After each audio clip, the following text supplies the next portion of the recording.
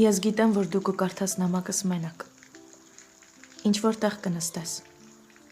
կբացես ու կփորձես հասկանալ, թե ինչի է այն տարօրինակ աղջիկը քեզ նամակ գրել, էն էլ թղթի վրա,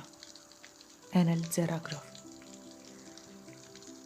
Գրելիս ես մտածել եմ քո մասին,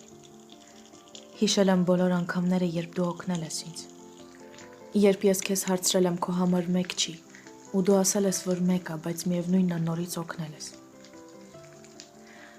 Ու հիմա քեզ նեղացնելը ավելի ծանր է ինձ համար, քան երբ ինձ են նեղացնում։ Երբեմն ամենապարզ բաները չենք նկատում, որովհետև մեր հայացքը ուղղված է լրիվ ուրիշ կողմ։ Երբեմն մենք չենք հասկանում, թե ինչ կարող ենք կորցնել։ Ու մենք կորցնում ենք այն, ինչ աննկատ ու լուռ դարձել է օդի նման անհրաժեշտ։ Դու մի անգամ ասացիր, որ ես քո միակ ընկերն եմ։ Ես քեզ չհավատացի։ Ու հիմա մտածում եմ, գուցե միայն ընկերներից կարող ենք նեղանալ։ Չէ, որ օտարներից ոչինչ չենք ակնկալում։ Միտքը, որ դու կարող էիր այդ նամակների հեղինակը լինել, ցավեցրեց ինձ այնքան, որ ուրիշ ոչ մեկի դեպքում չէր ցավեցնի։ Ես չգիտեմ պատճառը,